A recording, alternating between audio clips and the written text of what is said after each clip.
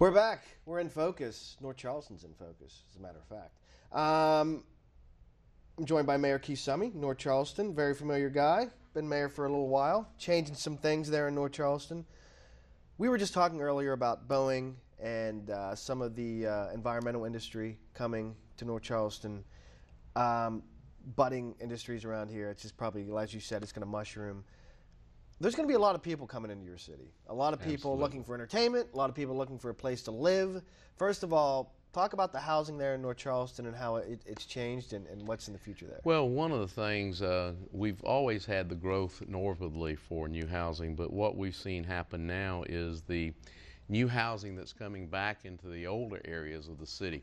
The rehabilitation of some of the older housing, but then new housing as well, such as Oak Terrace Preserve and Mixon and things of that nature, and green sustainable housing, and in an affordable range for entry-level folks that are coming into the community.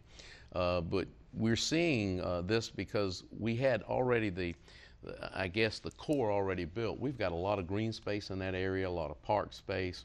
The new Riverfront Park we added on the naval base, but we've got Park Circle, you've got the Danny Jones complex with track, football fields, baseball fields, the fields at Park Circle, tennis courts. So we had the infrastructure there for the housing. We had just become an older neighborhood, right, with older values. And now we're seeing those older values turning into new values with rehabilitation, but rehabilitating the houses to the green standard, making them more energy efficient. And we're seeing a lot of young people moving back into that area. You got to realize that the Academic Magnet and the School of the Arts have their new campuses right there in the Park Circle community.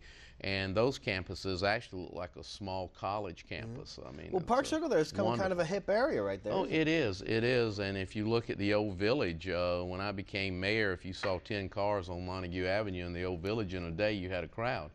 Now we have complaints from the merchants that they don't have enough parking. And I say, well, that's a great thing, because I can remember you said you didn't have enough business. Right. We've got 7 or 8 restaurants now on that street. Actually have some nightlife going on that street, so it's really becoming a neat, unique place to live, and it blends in with the logo that we've developed for North Charleston, a great place to live, work, and play. Right. With the success that we've had at our Coliseum, Convention Center, Performing Arts Center. We have venues going all the time. We've got conventions coming in that are bringing people that are keeping our occupancy rates high in the hotels in that surrounding area. The Tanger Outlet Mall is very successful and has brought a new venue for shopping within the community. There's an article in the paper last week that was showing where Northwoods Mall far out excels Citadel Mall in sales. Right. So it's becoming a centralized location that people are enjoying coming, and we're offering not just the retail, but we're offering the housing, we're offering the activity and the quality of life issues.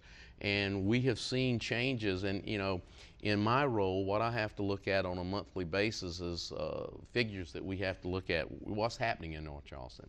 And what we saw that was in December, we had the first month in the entire year of '09 that increased retail sales over the month preceding year, '08. We have saw a complete downturn in permits being pulled for new construction of houses.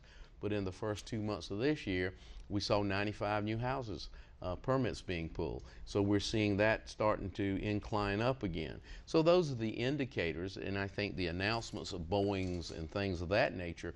And while we'll be filling a lot of those jobs with people that are already here, there'll be a lot of new people moving in for jobs. And I think you'll see happening in this area what happened in World War II. When you had all these new people moving in for jobs, and you'll see that explosion. I don't think we'll ever get to the point that we were 5 years ago when we were overbuilding the market. Right. And what has happened, I think, is Americans have learned they can do more with less. Right. And so, but I think what you'll see is that growth coming, but it'll be a sustained growth that we can manage, that we'll have time to manage and work to make not just North Charleston, but all the surrounding communities a better place. Well, there's no doubt you have a population growing in your city that every civic leader just would love to have, a 20-something, 30-something professional with a little bit of disposable income. Absolutely. You know, a couple .2 kids, you know, I mean, that's kind of a good thing going there in North Charleston. And we're seeing it affect the quality of the school system as well. And I'll have to say that Nancy McGinley with the school district has been such a breath of fresh air to work with. She listens to the communities. She listens to the municipalities and what our goals are and what we're trying to achieve, such as a new arts-infused elementary school that is going to be coming to North Charleston, one of the elementary schools being turned into a Montessori school, so that we offer the different formats of education to meet the needs of the parents that are moving into the area as well. Public education is the backbone of any community, and we see ours being enhanced. And a lot of that is attributed to the work that the school board and the administrator of the school board is seeing the future of what we can offer in North Charleston. We're very centralized. Right. I mean, Centerpoint is not called Centerpoint for lack of reason. 526 and I-26 are the crossroads of this community. That is actually expanding more northwardly now as we look at the 78 corridor and what's happening up in that area with the Ingleside development that's going to be coming on board. You got 1,500 acres of a developable property up there in an area where Trident Hospital has outgrown their boundaries. When I was at Charleston Southern, when it was Baptist College back in the mid-60s, I mean, there was nothing up on Highway 78. And if you look at that corridor now, it's completely developed out. And it's growing into the Ladson area. And most people don't even realize where North Charleston goes today. We're down Ladson Road.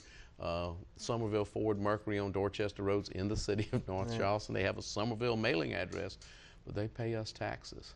All right. Well, hey, plenty to talk about, no doubt, with North Charleston. We're going to talk a little bit more as far as what residents, if you want to move to North Charleston, what you have and some of the offerings there. We're right back.